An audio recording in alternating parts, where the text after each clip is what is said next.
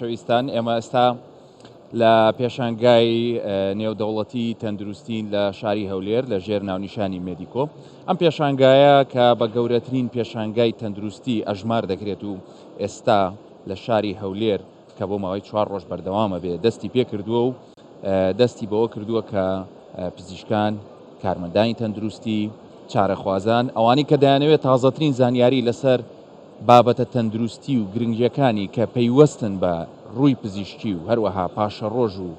وەکو ئەوی کە باسی لێوە دەکرێت زانیاری دەستکرد و هۆشیاری دەستکرد لە پێرە و پێشبردننی تەندروستیدا ئێستا لەم پێشانگایە هەمووی خراوەتە بەردەمی ئەوانی کە سەردانی ئێرە دەکەن. هەروەکە ئەماریش ئاماژەی پێکرد ئەمڕۆ ڕێزدار سەرۆکی حکوومەت کاک مەسرور بارزانی سەردانی ئەم پێشانگایی کرد لە نزیکەوە کۆمپانیا بیانیەکانی بینی سەرسام بوو بەوەی کە ئەو کۆمپانیایانە کە بەشێکی زۆریان بۆ یەکەم جاریانە سەردانی هەرێمی کوردستان بکەن و لەم جۆرە چالاکیە بەشدار بن کە ئەمەش مای خۆشحاڵی و مای پێشکەوتنی و مای ڕەخساندنی ئەو بوارەیە کە بتوانن ئەو کۆمپانیانە لێرە بەشدار بن لە بەرەو پێشبردننی کەرتی تەندروستی. من بۆ ئەوەی کە زیاتر قسە لەسەر ئەم پێشانگایە بکەم پێم خۆشە لەگەڵ ئێوەی خۆشەویست چەند پرسیارێک ئاراستەی دکتۆر ئەنەس هاوار بکەین کە ئەو گەنجێکی لێهاتووە و ڕێکخەری ئەم پێشانگایە بەخێر بێ دکتۆر ئەنەس بۆ ئەستودیۆی کوردستان 24 لە ناو پێشانگا. دکتۆر ئەنەس توانی بە ژمارە پێمان بڵێ ئەم پێشانگایە چی تێدایە و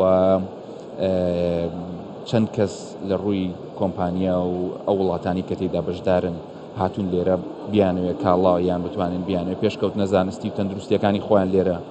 بخەنە ڕوو. زۆر سپاس دکتۆر بە دەستخۆشی زۆرەوە بۆ کوردستان 24 کە وەک سپۆنسەری میدیایی مێدیکۆ لەگەڵمان بەشدارە. بە خۆشحاڵیەوە ئەمڕۆ لە ڕۆژی یەکەمی پێشانگای مێدیکۆ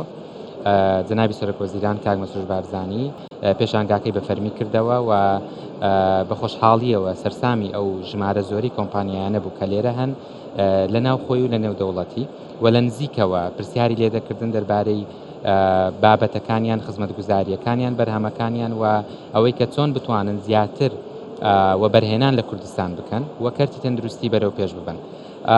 مێدیکۆ یەکەمین و گەورەترین پێشانگای نێودەوڵەتی تەندروستیە لە عێراق و لە کوردستان لە ژێر دروشمی داهاتووی تەندروستی ببینە بەڕێوە دەچێت ماوەی 4 ڕۆژ بەردەوام دەبێت. ئەمڕۆ لە ڕۆژی یەکەممانین تاوەکو ڕۆژی شەممە لە کاتژمێردەی بەیانی تا هەفتی ئێوارە کراوەیە.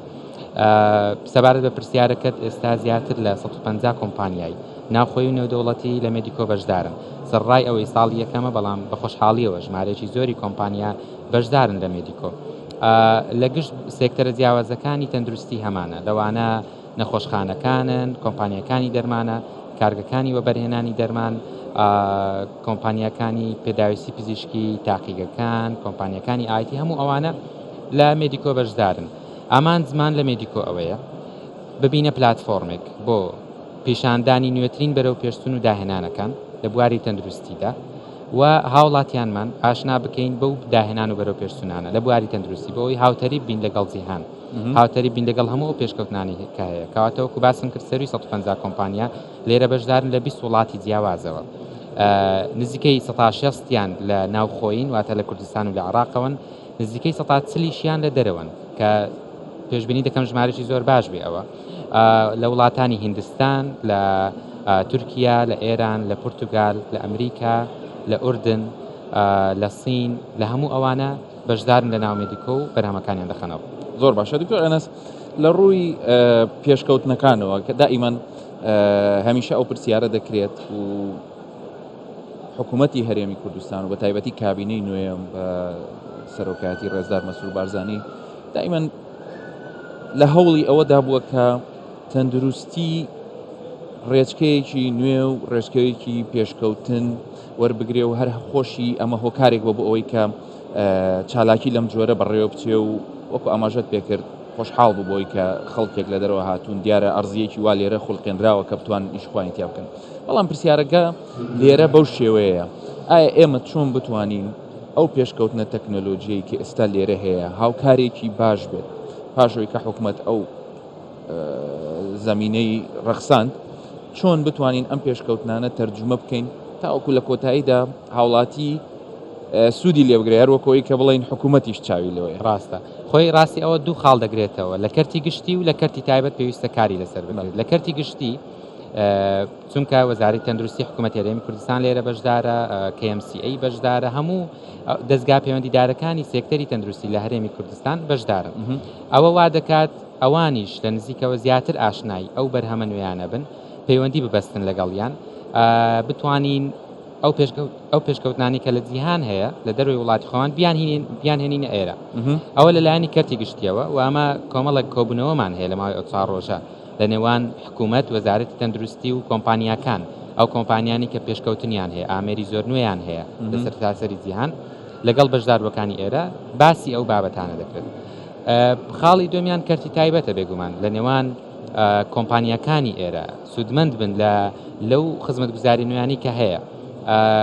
لێک تێگەیشتنی باشتریان هەبێت، زانیاری زیاتریان هەبێت، کۆمپانیاکانی دەرەوە بە شێوازێک کار دەکەن بۆ ئەوەی کوالیتی کۆمپانیەکانی خۆشمان، کۆمپانیا خۆماڵیەکان بەرز بکەینەوە.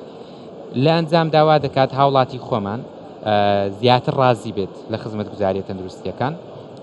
بە باشتر بە شێوەیەکی باشتر دەستی بگات بە خزمەتگوزاریەکان و سەلامەتتر بێت بەکارهێنانی دەرمان،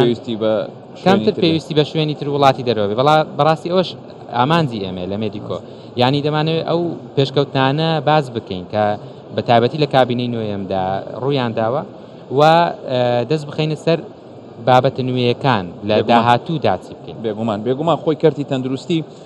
کەرتێکی زۆر گرنگە لە هەر وڵاتێک، لە هەر سیستمێک، لە هەر حکومڕانیەکدا، بەڵام پاش ئەوەی کە دەتوانین بڵین کارنامەی کابینەی نوێم کە بریتی بوو لە چاکسازیکردن لە کۆمەڵێک جونگەی ئەساسی کە ئێمە هەوڵ دەدەین لە ڕێگەی ئەم ستۆدیۆ و لە ڕۆژانی ئەم پێشانگایە